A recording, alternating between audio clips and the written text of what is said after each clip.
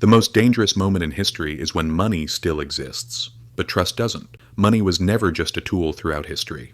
Money was a symbol of trust between states and people, a metal coin, a paper banknote, or today, a number on a screen. None of these have value on their own. What gives money value is a simple belief people share. I will still be able to buy something with this tomorrow. But history has shown us this again and again. There are moments when money is still there, but people no longer trust it.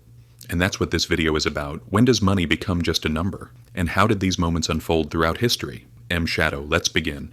The real value of money. Trust historians and economists largely agree on one thing. Money has three functions: a medium of exchange, a unit of account, a store of value. But there is a fourth rule, unwritten, yet essential: social trust. When that trust disappears, people don't want to hold money. They rush to spend it, or they begin to ignore it entirely. This is not just an economic fracture, but a psychological one, and history has experienced this fracture many times before.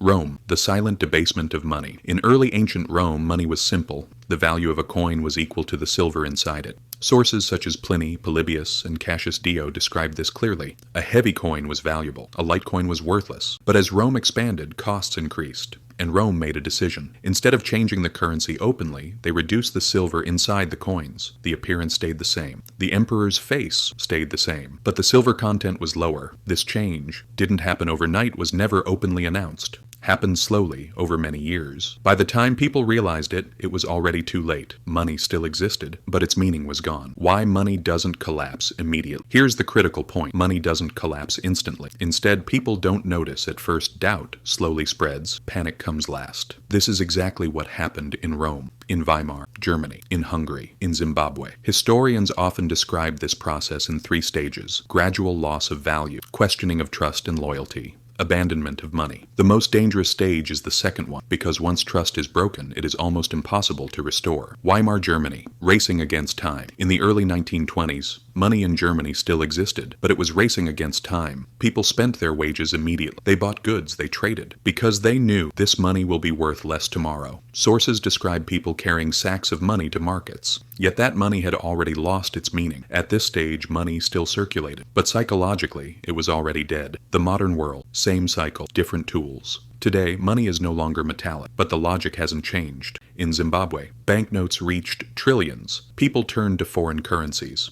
In Hungary, the pengo experienced one of the fastest collapses in monetary history. Across all these cases, historians point to the same conclusion. Even when money physically exists, its social function can disappear. And at that moment, money is no longer money. What do historians say? There is an important divide here. Some historians argue the real problem is not money, but fiscal mismanagement by the state. Others argue the core issue is perception. When trust disappears, the system collapses. Yet both sides agree on one thing: money lives by trust and dies without it. Rome's collapse, Weimar's trauma, modern hyperinflations. These cannot be explained by numbers alone. What does history tell us? History doesn't tell us a single story, but it does show a pattern. Money slowly loses value. People first adapt, then question, and finally abandon it. And often people say it happens suddenly. But historians know the truth. Nothing ever happens suddenly. When money loses its meaning, society is already fractured. Because history teaches us this: an empire or a system is not destroyed by the sword, but by the silent disappearance of trust. Thanks for watching until the end. Don't forget to like the video and subscribe.